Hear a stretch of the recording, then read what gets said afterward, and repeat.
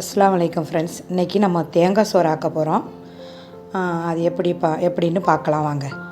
4 படி அரிசி எடுத்துருக்குறோம். அதுக்கு 8 தேங்காய், ஒரு படிக்கு 2 தேங்காய் அந்த கணக்கில் எடுத்து நம்ம பால் புழிஞ்சிக்கணும். அரைச்சி பால் புழிஞ்சி அதை 1க்கு 2 அப்படின்ற அளவு எடுத்து நம்ம தண்ணி ஊற்றிக்கணும். 4 படி அரிசிக்கு 8 படி தண்ணி ஊற்றிக்கணும்.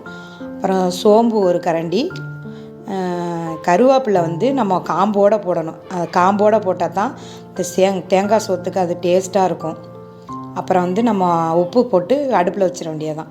அப்புறம் அக்கௌண்ட்டில் ஆடு குட்டி போட்டிருந்துச்சு, அதையும் சும்மா அப்படியே வீடியோ எடுக்கையில் அப்படியே எடுத்தேன். அப்புறம் நான் அரிசி எடுத்து வச்சுருக்கோம். அப்புறம் களைஞ்சாச்சு.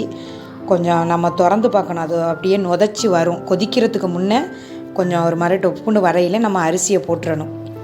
அரிசியை போட்டு அதை கிண்டிடணும். கொதிக்க விட்டுறக்கூடாது. கொதிக்க விட்டோம்னா தக்கையாக போயிடும். நம்ம அரிசியை போட்ட பிறகு அப்பைக்கப்பா கிண்டி விட்டுக்கணும்.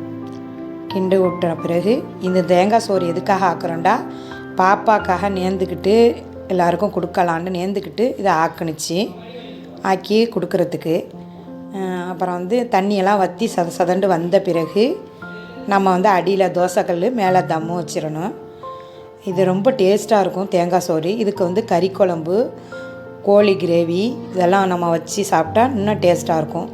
இதுக்கு நம்ம அதிகமாக தேங்காய் பால் சேர்க்கணும். இந்த கருவேப்பிலை நமக்கு அது காம்போடு சேர்க்கணும். கருவேப்பிலை அப்போ தான் இதுக்கு மணமாகவும் டேஸ்ட்டாகவும் இருக்கும்.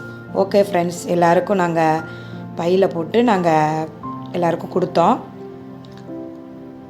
எங்கள் பாப்பாக்காக அக்கா வீட்டில் நேர்ந்தது. சரி, ஓகே ஃப்ரெண்ட்ஸ், அடுத்த வீடியோவில் பார்க்கலாம். பாய்.